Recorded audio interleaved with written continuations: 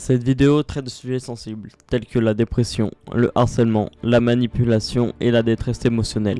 Certains passages peuvent être difficiles à entendre, en particulier pour les personnes sensibles ou traversant une période compliquée. Mon intention en partageant mon histoire n'est pas de choquer, mais de sensibiliser et de montrer qu'il existe toujours une issue, même dans les moments les plus sombres.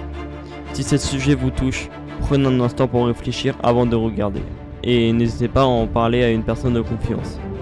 Si vous traversez une période difficile, rappelez-vous que vous n'êtes pas seul. Des proches, des professionnels et des associations sont là pour vous écouter et vous soutenir. Il n'y a aucune honte à demander de l'aide. Cette vidéo a aussi pour but d'informer et d'apporter des clés de compréhension, mais chaque personne vit une expérience unique. Prenez du recul et veillez à votre bien-être. Prenez soin de vous et bonne vidéo. Avant que l'on commence 2025 ensemble, on va retourner dans le passé pour tenter de tout bien comprendre. Je me présente, je m'appelle Antonin, j'ai 16 ans. Au moment où je tourne cette vidéo, je suis né le 12 août 2008. Actuellement, je suis alternant en bac pro-ciel, ce qui signifie que je travaille aussi en entreprise pour 2 ans en tant que technicien de maintenance dans le montage et réparation de PC. En parallèle, je suis Fly Game Star et je crée du contenu sur les réseaux sociaux qui sont devenus ma principale passion. Mais avant d'en arriver là, mon parcours n'a pas été simple. J'ai traversé des épreuves difficiles qui m'ont profondément marqué et qui ont façonné la personne que je suis aujourd'hui. Tout a commencé lors de ma colonie de vacances, ma deuxième expérience de ce genre. Mes souvenirs sont flous, mais je me rappelle que ce jour ne s'était pas très bien passé et je n'ai toujours pas compris pourquoi ce déroule. Pourtant, une autre peur me hantait bien avant de partir. Je savais que mes parents allaient divorcer et j'avais cette angoisse qu'ils me le fassent en mon absence et qu'ils en profitent en m'y envoyant. Malheureusement, cette peur est devenue réalité. À mon retour, mes parents étaient en instance de divorce, mais je ne l'ai pas su tout de suite. Pendant 3 semaines, je suis resté dans l'incompréhension jusqu'au jour où j'ai découvert la vérité. Ce fut un choc. J'ai ressenti cette annonce comme une véritable trahison et cela a marqué le début d'une dégradation progressive de ma vie familiale. Car c'était de base pour ça que j'étais contre aller en colonie de vacances. C'est aussi à partir de là que je leur en ai beaucoup voulu et les fera galérer. On rentrait en 6ème et tout se passait plutôt bien au début, jusqu'à l'annonce du confinement. Dès demain, midi, et pour 15 jours au moins, nos déplacements seront très fortement réduits. Comme tout le monde, je pensais que cela durerait 2 semaines, mais il s'est finalement prolongé bien plus longtemps. C'est durant cette période que j'ai pu faire la connaissance de Crowhunter, un ami qui a joué un rôle essentiel dans ma vie. Il m'a introduit à l'univers de YouTube, m'a conseillé et aidé.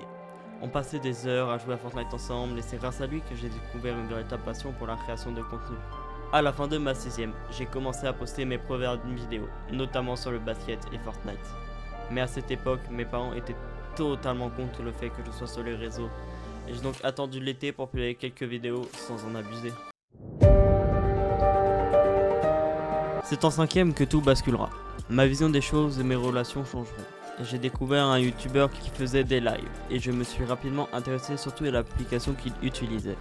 C'est ainsi que j'ai découvert Omelette Arcade, une application qui m'a ouvert les portes du streaming.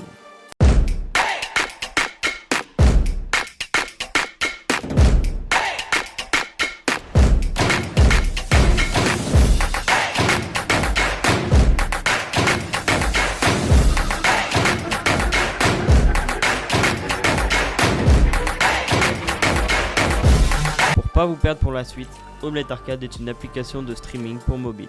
On pouvait y faire des posts, il y avait moyen de soutenir son créateur préféré, qu'il soit sub ou offrir des tokens, monnaie virtuelle que l'on gagnait soit pour améliorer nos profils de stream ou si on avait passé les 10K ou déjà eu un sub se transformer en diamant que l'on pouvait échanger en crypto. Le streaming est devenu un refuge, là où je ne trouvais plus ma place dans ma famille. Je l'ai retrouvé sur cette application. J'ai commencé à me rapprocher des plus grands streamers d'Omelette Arcade. Et on a fini par créer une sorte de famille virtuelle. C'était une période marquante, pleine de rencontres et de moments forts. Mais cette application avait aussi un côté sombre. Elle était un vrai danger. Pédopornographie, cyberharcèlement, absence de modération, et j'en passe. C'était la loi du plus fort. Heureusement, le plus grand streamer français de l'application qui m'a beaucoup aidé et que j'ai soutenu en retour, a tenté d'y remettre l'ordre. Parallèlement, j'ai fait une rencontre qui m'a profondément marqué, mais pas de la bonne manière. J'ai vécu une relation à distance qui m'a détruit. Je ne donnerai pas son nom pour éviter les problèmes, mais cette histoire est allée très loin. J'ai été manipulé, trompé, utilisé comme une banque. Mes informations personnelles ont été divulguées, numéro de téléphone, ville et j'en passe.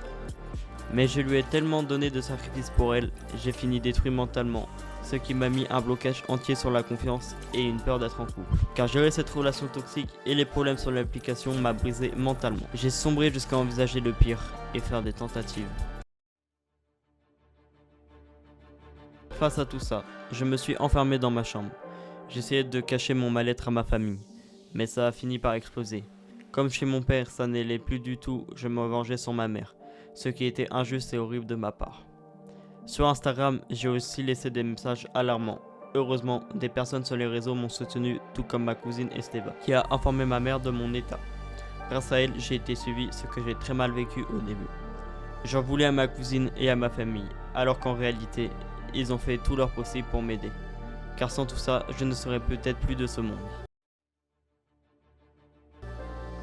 Pendant toute cette période, je suis passé en 4e. Une année où je me suis révolté contre le système scolaire. Heureusement, j'ai fait la rencontre de magnifiques personnes, comme Enzo et Flora, mes meilleurs potes encore aujourd'hui. Mais ma 4e m'a surtout marqué à cause de ma prof principale.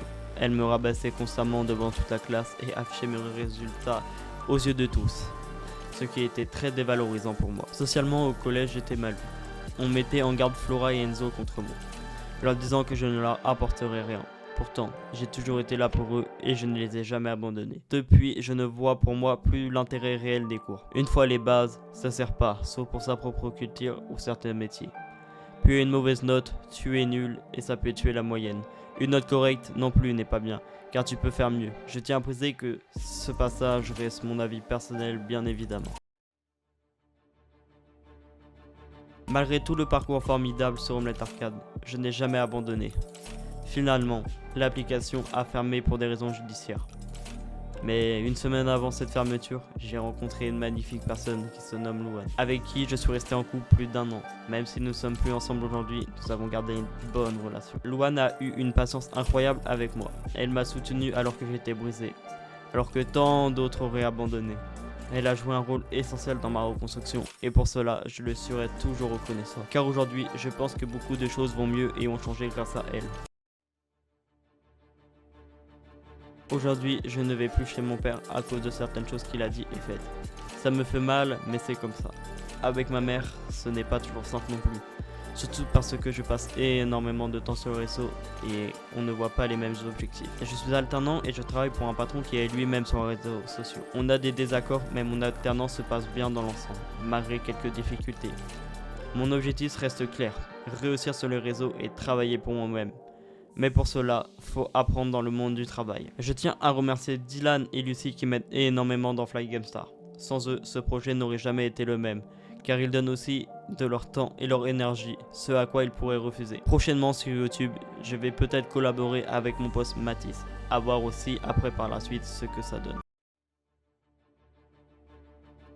À Louane, Flora, Enzo, Lucie et Dylan et bien d'autres que je n'ai pas forcément mentionné dans cette vidéo. Je veux que vous sachiez que je serai toujours là pour vous.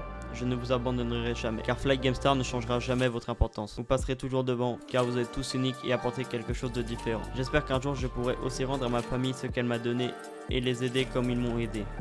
Car je pense que mon univers leur reste très flou et ne comprennent pas pourquoi je passe autant de temps. Mais j'aimerais pouvoir leur expliquer et qu'ils comprennent plus tard.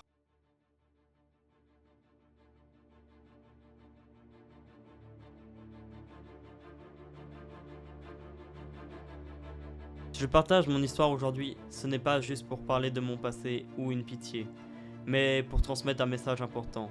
Peu importe ce que vous traversez, vous n'êtes pas seul. Les épreuves de la vie peuvent être dures, injustes et parfois on a l'impression que tout s'effondre. Mais sachez une chose, il y a toujours une issue. Il y a toujours des personnes prêtes à vous tendre la main. Parfois, ce ne sont pas celles qu'on attend, mais elles sont là. Ne restez pas enfermés dans votre douleur. Parlez-en, que ce soit à un proche, un ami ou même aux personnes sur les réseaux. Cherchez du soutien. Exprimez-vous, laissez-vous aider. Je veux aussi dire à ceux qui voient quelqu'un souffrir, ne minimisez pas la douleur des autres. Soyez présents, écoutez, soutenez. Un simple message peut parfois sauver une vie. Aujourd'hui, je suis là. Je continue d'avancer et je me bats pour mes rêves. Si j'ai pu surmonter tout ça, vous le pouvez aussi. Ne lâchez rien.